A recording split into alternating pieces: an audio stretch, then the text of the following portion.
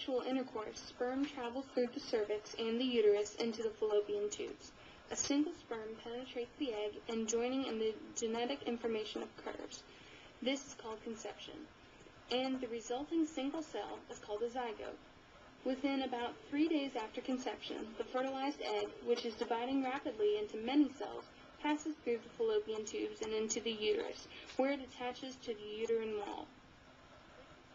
During the first month, the cells in the embryo are not only multiplying, but they're taking on specific functions. This process is called tissue differentiation.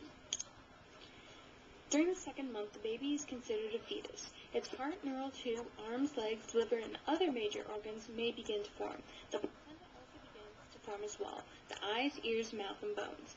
Fingers and toes may be wet. Baby's sex organ begins to become visible. At the third month, the head comprises nearly half of the fetus's size, and the face is well formed.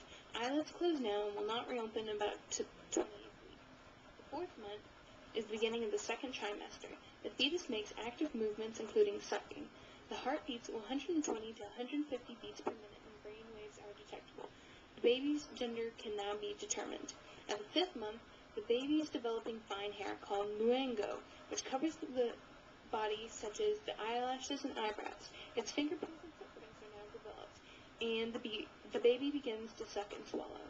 Vernix, a white lanolin-like covering, appears on the baby to protect it. At month 6, the baby's immune system is developing, and it's beginning to create its own antibodies. It has developed a hand grip reflex and startle reflex. Its lungs are beginning to develop, and alveoli are forming. At the 7th month, we're now entering the third trimester. During these weeks, we see rapid brain development. The nervous system is developing enough to control some body functions, and the eyelids. At the 8th month, we see not a whole lot of new development. However, the baby is growing and maturing and preparing for life outside of the womb. The baby sleeps most of its time and has periods of REM sleep. The baby is becoming increasingly cramped for space, but it's still very active. And finally, at the 9th month, the fetus is considered full term. It fills the entire uterus, and its head is the same size around as it is the shoulders. The mother supplies the fetus with antibodies it needs to protect against disease. And thus, the baby is now born, ending prenatal development. And after the baby is born, it could be born with some problems. During pregnancy, the mother could have come in contact with teratogens. Teratogens are substances in the environment that can cause a birth defect. There are many different types of teratogens, such as drugs and alcohol. The result of the mother drinking heavily while pregnant could cause the baby to contract fetal alcohol syndrome, which leads to the baby having brain abnormalities and physical birth defects.